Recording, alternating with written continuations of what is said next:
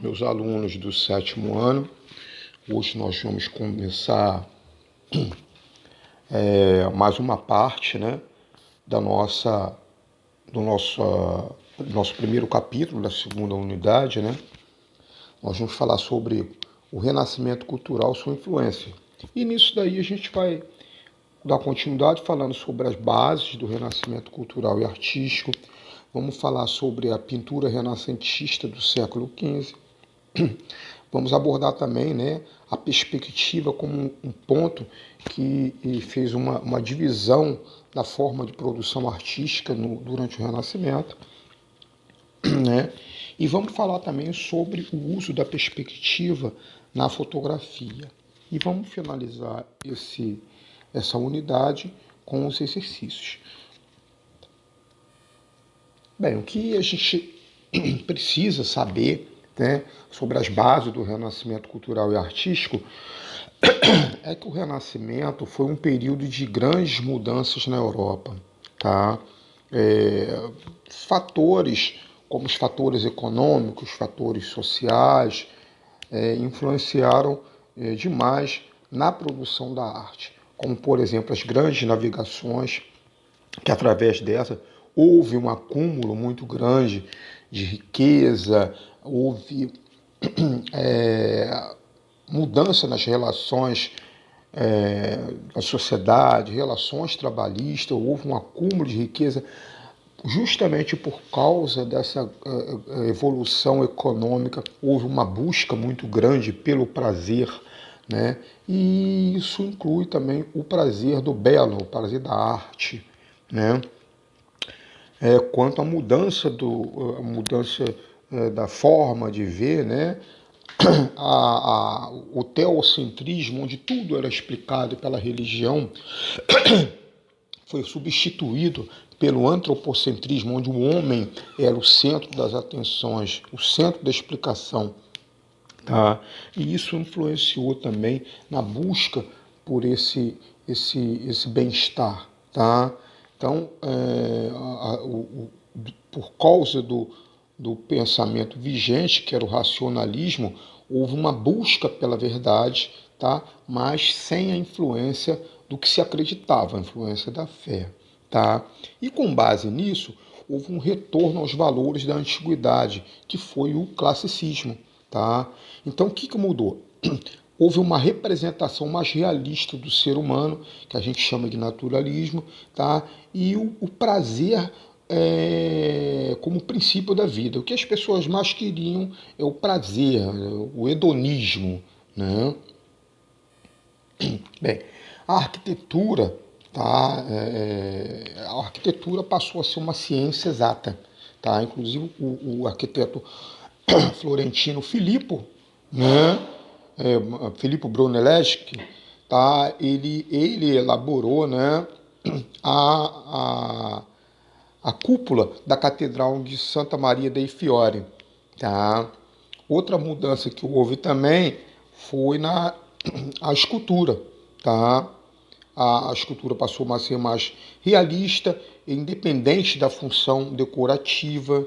Tá? E eu coloquei como exemplo aqui para vocês verem a cúpula da igreja da Catedral de Santa Maria dei Fiori, para vocês verem como que é. Olha a grandiosidade da cúpula da igreja, tá? Ela se destaca no meio do perfil urbano da cidade, né? E ela demorou 20 anos para ser feita.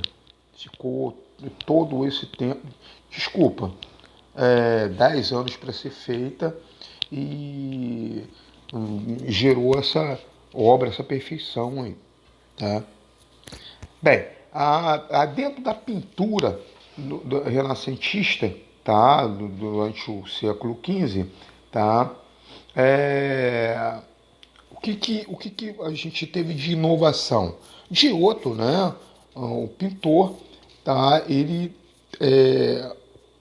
fez com que a obra dele, né, ganhasse mais um atributo, ela passou a ter impressão de profundidade.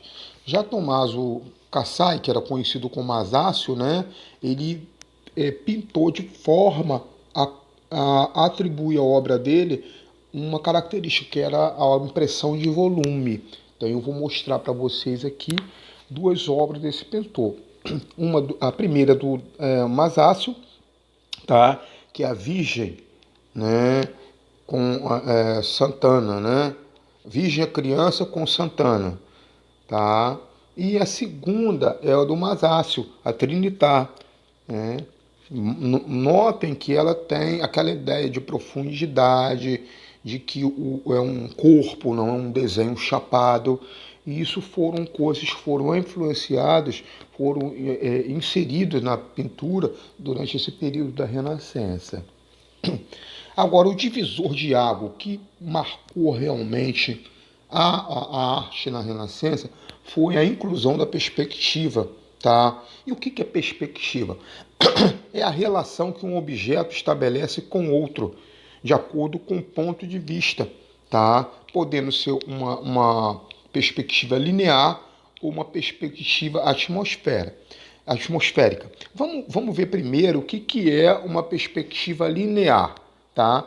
A perspectiva linear, gente, é uma convergência, tá? São linhas que vão na mesma direção e que elas se encontram no final do que seria do horizonte, tá? E esse lugar onde elas se encontram é chamado de ponto de fuga. E geralmente é o lugar que, quando você olha num quadro, você te chama a atenção primeiro, tá? É o chamado ponto de fuga. E como exemplo, eu coloquei para vocês aqui, tá? Uma obra para vocês verem. Aqui o nome dessa obra é O Casamento da Virgem, tá? É quando Maria, né, casou com José. E olhem que as linhas laterais da pintura, elas se encontram lá no final do quadro. É onde o seu olho bate primeiro quando você acaba apreciando a obra.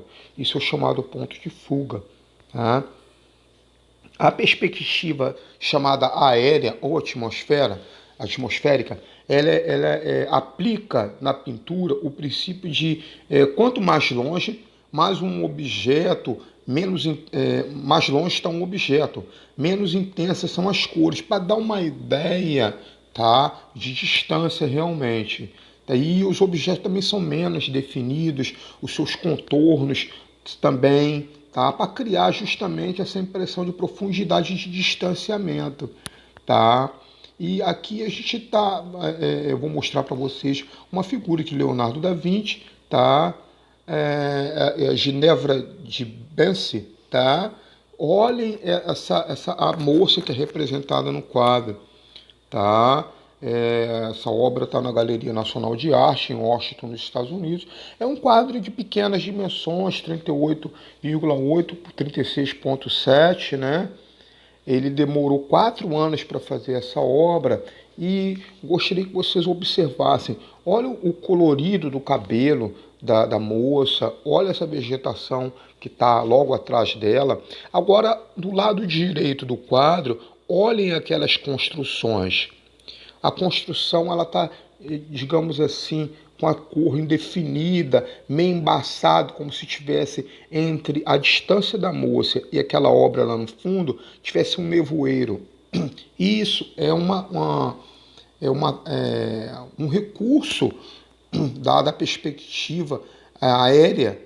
Para quê? Para dar uma ideia de que aquela obra está bem longe dessa garota, está bem distante, tá?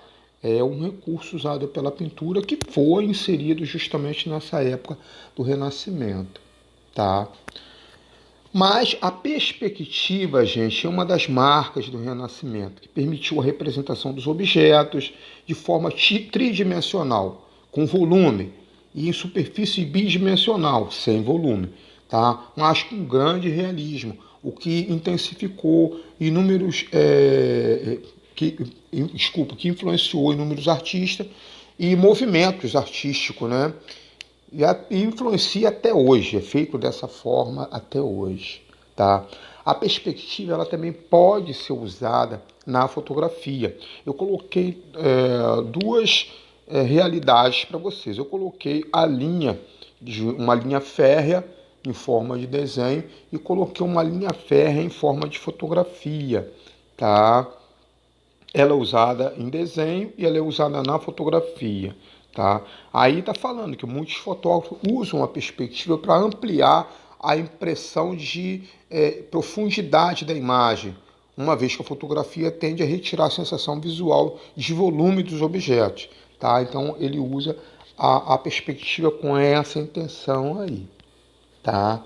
Relembrando, as bases do renascimento cultural e artístico residem nas renovações econômicas, sociais e filosóficas, tá? E essas renovações refletiram mudanças na arte na época, tá?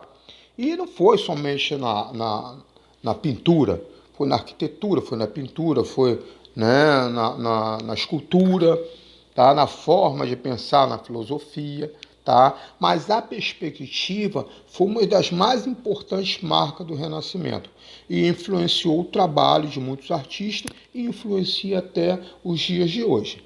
Joia? Bem, então vou pedir a vocês para, com base nesses conteúdos e com base também, consultando nossa matéria do nosso módulo 2, eu vou pedir para vocês fazerem os exercícios que estão nas páginas de 116 a 118. São exercícios relativos a esse conteúdo, tá? Ao primeiro capítulo do módulo 2. Bem, por hoje é só e um abraço para vocês. Se cuidem.